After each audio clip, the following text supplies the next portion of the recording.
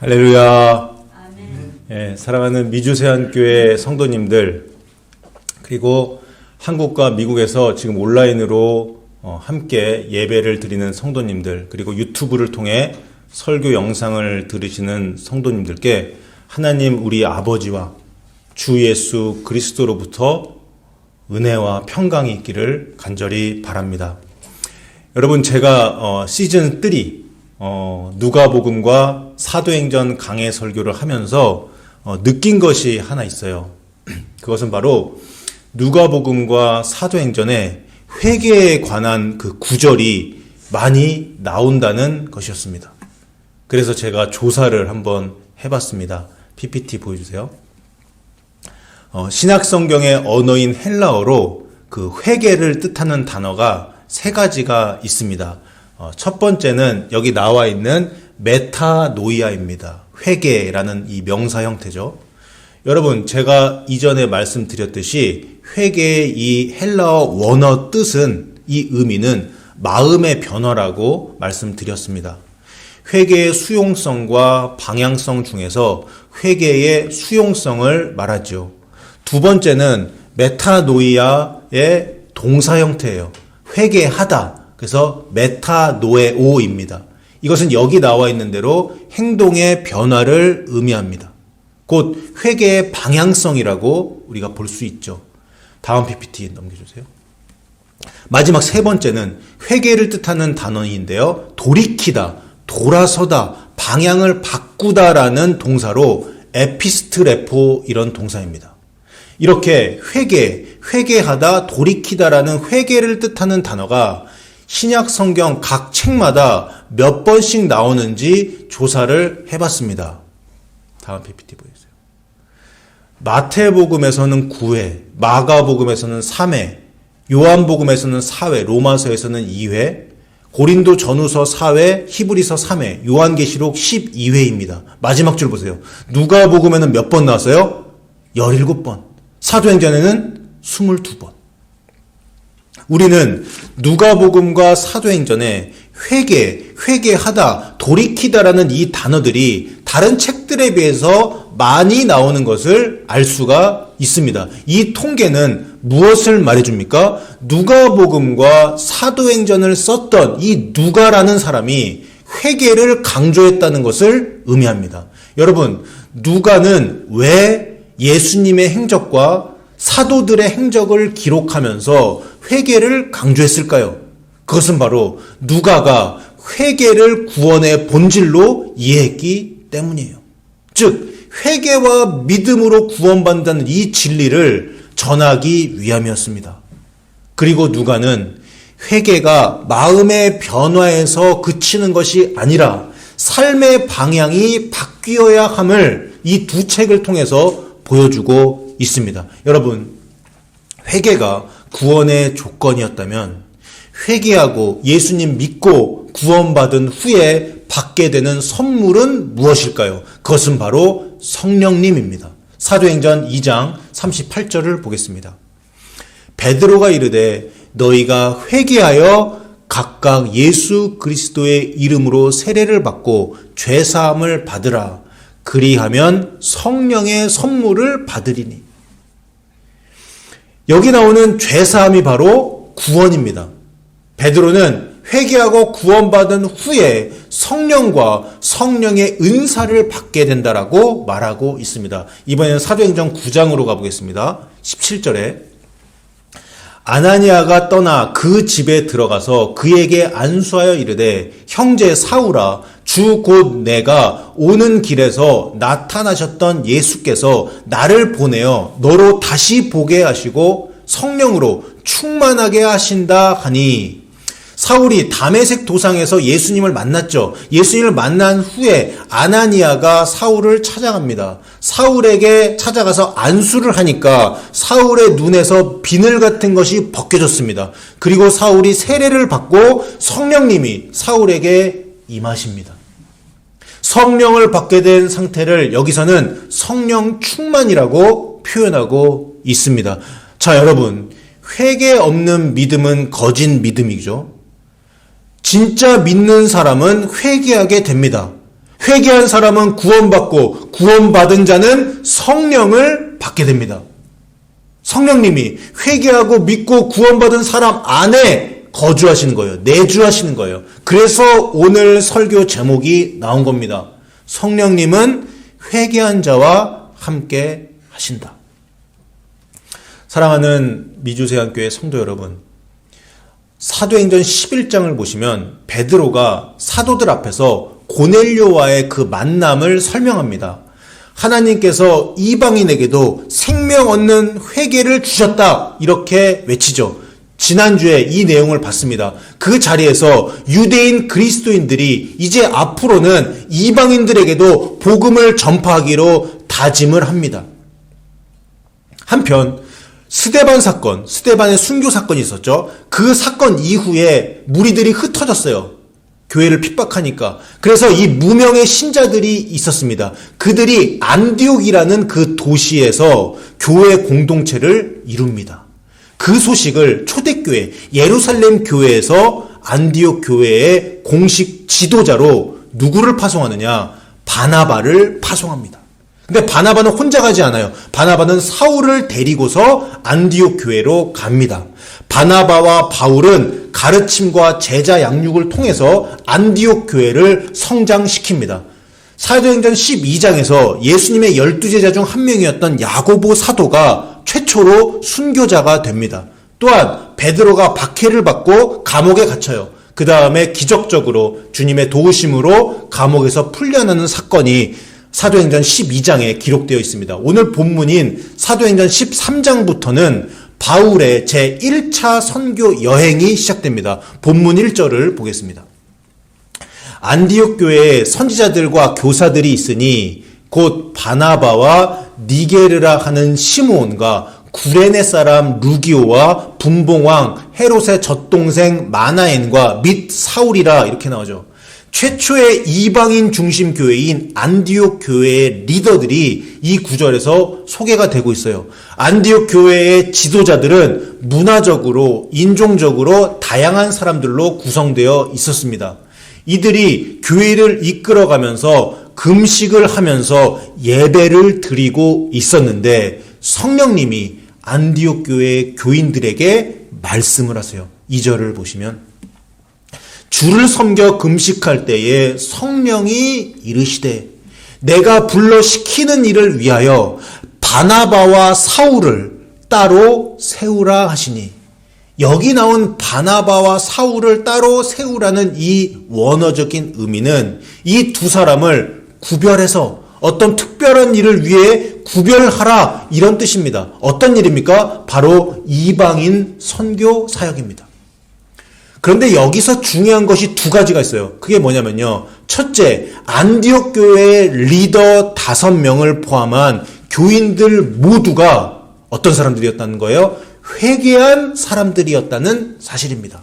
사도행전 11장 20절을 보시면 구브로와 구레네 몇 사람이 안디옥에 이르러 헬라인 즉 이방인에게도 말하여 주 예수를 전파하니, 안디옥에서도 복음이 전파되기 시작된 거죠. 안디옥에서 이방인에게 복음을 전했을 때 어떤 일이 있었냐? 21절에 주의 손이 그들과 이방인들과 함께 하심에 수많은 사람들이 믿고 죽게 돌아오더라. 안디옥에 이방인들이 죽게 돌아왔다는 거예요. 지난 주일에 제가 여기서 말씀드렸죠. 돌아오더라, 이게 뭐라고 했죠? 회개라고 말씀을 드렸죠. 안디옥에서 예수님이 그리스도요, 우리의 구세주라는 이 복음을 받아들이고 회개한 사람들이 안디옥 교회를 세운 겁니다. 24절에 보니까 바나바는 착한 사람이요 성령과 믿음이 충만한 사람이라, 이렇게 나와 있어요. 바나바도 회개하고 믿고 성령을 받은 사람입니다. 여러분, 또 바울은 어떻습니까? 다메섹 도상에서 회개하고 아나니아를 통해서 세례를 받고 성령을 받은 사람입니다. 또한 안디옥 교회의 리더들과 모든 교인들은 회개한 사람들이었어요. 마음의 변화가 일어났고 실제로 죄를 끊어버리고 거룩의 여정을 걸어갔던 그런 사람들입니다. 그래서 이들에게 성령님께서 말씀하신 겁니다. 두 번째, 사도행전 13장 2절에서 중요한 것이 무엇입니까? 그것은 바로 성령님이 이르시되라는 이 부분입니다. 밑줄 쳐놨죠? 성령님이 교회에게 말씀하셨다. 성령이 말했다. 이런 말입니다. 이게 왜 중요합니까? 요한계시록 2장과 3장에서는 7교회에 보내는 편지가 있습니다. 이 편지 마지막 부분에 7번 이 문구가 반복되는데 귀 있는 자는 성령이 교회들에게 하시는 말씀을 들을지어다 이렇게 나와요. 여러분 이게 왜 중요할까요? 성령님이 말씀하셨다는 것이 왜 중요할까요? 여러분 이것은 성령님이 한 인격이라는 사실을 말해주기 때문입니다. 여러분 성령님은 어떤 분이에요? 우리 두 가지로 나누어서 설명을 드릴 수가 있는데 첫 번째, 성령님은 하나님이십니다. 하나님. 성령님은 성부, 성자와 동등하신 삼위일체 하나님이십니다. 그리고 그분은 영원하시고 전능하시고 무소부재하시고 거룩하신 분입니다. 고린도전서 2장에 보면 성령님은 하나님의 깊은 것까지 통달하시는 하나님 자신이라고 나와 있습니다. 그 다음 2번이 중요한데요. 성령님은 인격적인 존재이십니다. 성령님은요, 단순히 힘, 어떤 능력, 바람, 그런 것이 아니에요. 물론 성령님은 힘과 능력을 갖고 계시죠. 그리고 성령님이 바람과 같다, 부는 바람 있잖아요. 이 바람과 같다라고 성경은 적고 있습니다. 또한 성경에 성령님이 임했다, 성령이 충만하다, 그런 표현이 나와요. 그러니까 이 표현을 보고 사람들이 성령님은 어떤 능력이다, 이렇게 능력 자체로 오해합니다. 아니에요. 성령님은 인격적인 분이세요. 성령님은 말씀하시는 분이고 성령님에게는 그분의 뜻과 의지가 있습니다.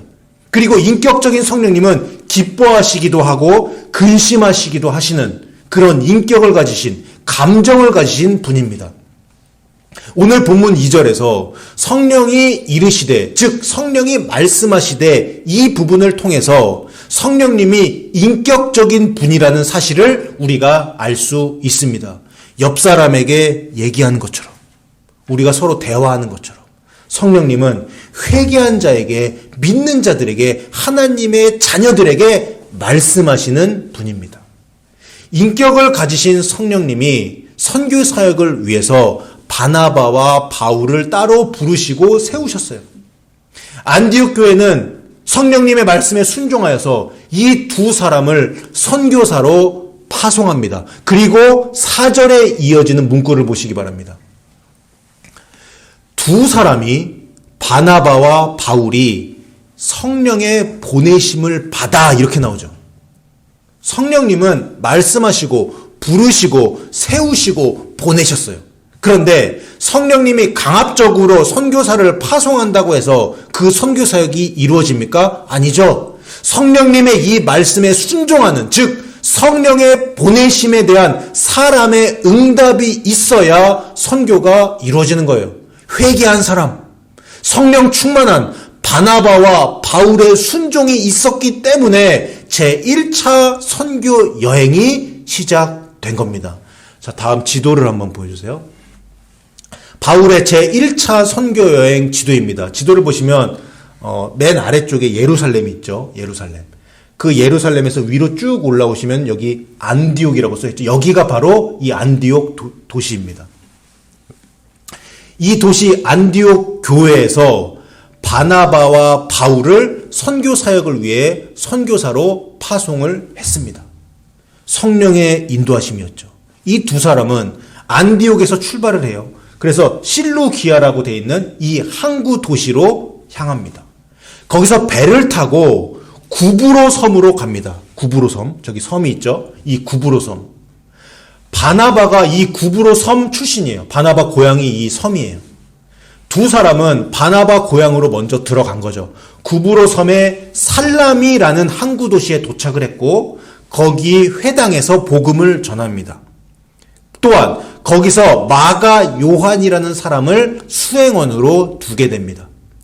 살라미에서 복음을 전하고 바보라는 도시로 가게 됩니다. 오늘 본문은 구브로 섬 안에 바보라는 도시에서 발생한 사건을 기록하고 있는 거예요.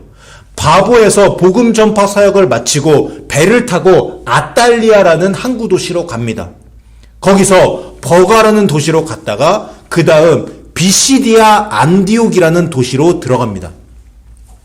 안디옥 교회가 있는 제1차 선교 여행의 출발지와 도시 이름이 똑같아요. 여기도 안디옥이라고. 그래서 좀 사람들이 성경을 읽으면서 헷갈립니다. 그래서 갈라디아 지방에 있는 안디옥이라고 해서 저쪽 내륙 쪽에 있죠. 그래서 여기에는 그 앞에 비시디아 안디옥이라고 부르고 있습니다. 헷갈리지 않게 하기 위해서. 비시디아 안디옥 회당에서 바울이 복음을 전하며 일장 연설을 하는데 그게 최고의 설교입니다.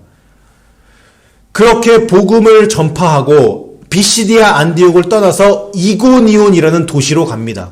거기서 바울과 바나바는 복음을 전하다가 박해를 받아요. 이고니온에서. 그래서 박해를 피하기 위해 이고니온을 떠나 루스드라 그리고 더베라는 곳으로 가게 됩니다. 거기서도 복음을 전합니다. 그 다음에는 다시 출발했던 곳으로 돌아가는 그런 길이에요. 더베에서 루스드라로, 루스드라에서 이고니온으로, 이고니온에서 비시디아 안디옥으로, 비시디아 안디옥에서 버가로, 버가에서 아탈리아 항구 도시로 갑니다. 그리고 아탈리아 항구 도시에서 구브로를 거치지 않고 바로 안디옥이라는 처음 출발지로 돌아갑니다. 이렇게 제1차 선교 사역이 마무리가 돼요. 이것이 사도행전 13장과 사도행전 14장에 나와 있는 내용입니다. 자, 이제 다시 본문으로 돌아가서 PPT 넘겨주세요. 바나바와 바울이 안디옥 교회에서 파송받고 출발을 해요. 배를 타고 바나바 고향인 구브로 섬에 들어갑니다. 살라미에서 복음을 전하고 바보라는 도시에 도착합니다. 그런데 거기서 누가 있었어요? 바예수라고 하는 이름을 가진 유대인 거짓 선지자가 있었어요. 그 사람은 마술사이기도 했어요. 그리고 그 구브로 섬에는 총독이 있었습니다. 그러니까 로마 제국의 위임을 받아서 그 섬을 통치할 수 있는 사람을 로마 제국이 파송을 하는데 그 사람이 총독이었어요. 그 사람 이름이 서기오 바울이었습니다. 서기오 바울. 서기오는 가문의 이름이었고 그 다음 바울은 자신의 이름이었는데 사도 바울과 또 이름이 똑같죠. 그래서 또 헷갈립니다. 7절에 보니까 구브로 섬의 총독 서기오 바울은 지혜 있는 사람이어서 바나바와 바울을 불러서 하나님의 말씀, 그 복음을 듣고자 했습니다. 그런데 그 옆에 총독 옆에 있었던 이 마술사가 총독이 예수 믿는 것을 방해해요. 그런 상황이 있었습니다. 그런 상황에서 우리 본문 9절을 우리 함께 읽어보겠습니다. 시작. 바울이라고 하는 사울이 성령이 충만하여 그를 주목하고, 여기서부터 사울의 이름이 바울로 바뀝니다. 여러분, 저는 바울이라고 하는 사울이 이 짧은 문구가 나오죠. 이 짧은 문구가 정말 큰 의미를 담고 있다고 생각합니다. 그게 뭐예요? 회개입니다. 간구하는 자라는 의미의 사울에서 작은 자를 뜻하는 바울로 이름이 바뀌었다는 의미는 자신이 율법적인 자랑을 버리고 그리스도 안에서 작은 자로, 겸손한 자로 부르심을 받았다는 그것을 뜻해요. 변화된 정체성을 반영하는 문구가 바로 9절에 나와 있는 겁니다. 그리고 더 중요한 것은 이런 회개를 표현하는 문구 뒤에 성령이 충만하다는 이 표현이 나온다는 사실입니다. 오늘 설교 제목, 성령님은 회개한 자, 회개하여 이름과 삶이 바뀐 자와 함께 하신다, 이거예요. 여러분, 성령 충만, 우리가 너무나도 많이 들어봤던 말입니다. 그런데요, 이 성령 충만을 많은 사람들이 오해를 해요. 성령 충만이라고 하니까 뭔가 성령이라는 그 능력, 그 신비한 힘이 가득 찼다. 그 사람에게 그것이 가득 부어졌다. 능력이 증가되었다. 이렇게 오해를 합니다. 성령 충만은요, 능력의 증가가 아니에요. 성령 충만은 또한 성령님이라는 인격적인 존재가 우리 안에 더 많이 계신다, 그런 의미도 아니에요. 그럼 여러분, 성령 충만이 뭡니까? PPT 보여주세요. 성령 충만이란 우리가 성령님의 지배 아래, 성령님의 통제 아래, 성령님의 인도하심 아래 살고 있다는 의미예요. 다시 말해, 성령 충만이란 성령님의 인격적인 통치 안에 완전히 순종하는, 완전히 순복되어 있는 그런 상태를 말합니다. 성령님의 지배를 받는 것이에요. 성령님이 완전히 함께 하시는 그런 상태를 말합니다. 이렇게 성령 충만한 상태가 되니까 어떤 일이 벌어집니까? 성령 충만한 바울이 거짓 선지자의 영을 분별하게 됩니다.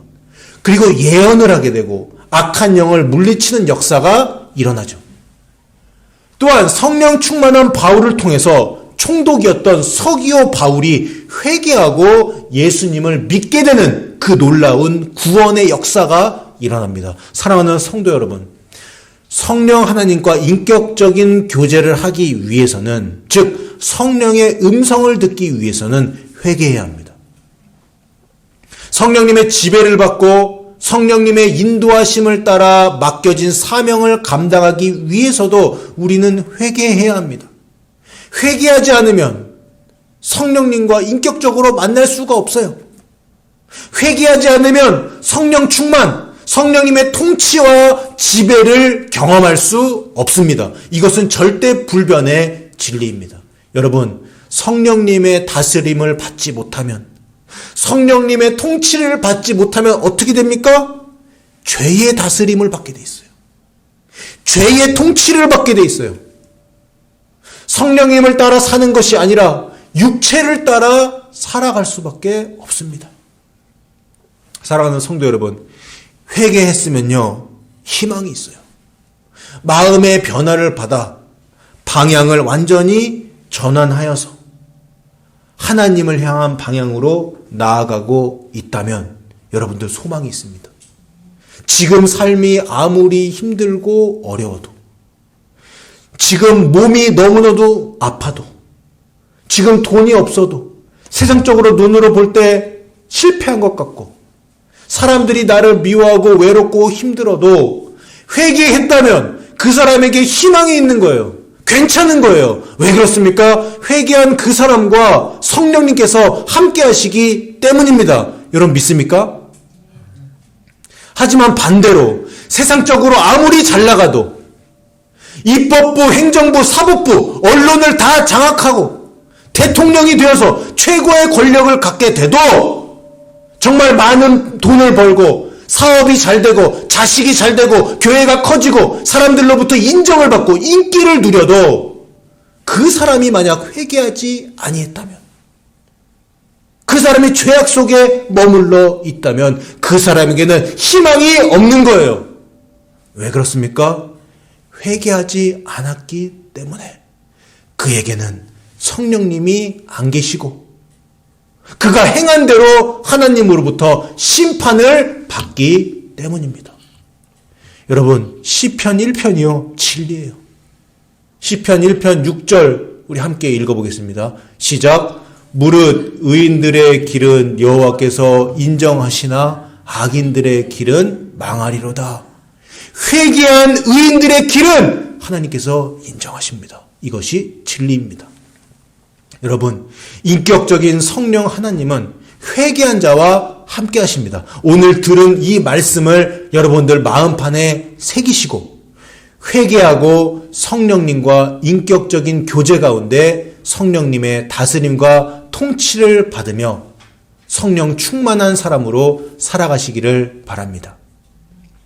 아무리 힘들고 어려워도, 아무리 경제적으로 힘들고 몸이 아파도 회개하셨다면, 방향을 전환했다면 희망이 있는 거예요. 그리고 회개한 자는 환경을 초월하여 기쁨을 누리고 하나님께 감사할 수 있습니다. 여러분, 우리의 소망은 이 땅에 있지 않습니다. 하늘에 소망을 두시고 천국의 시민권 받은 자로 성령님과 동행하는 저 여러분 되시기를 주님의 이름으로 축원합니다.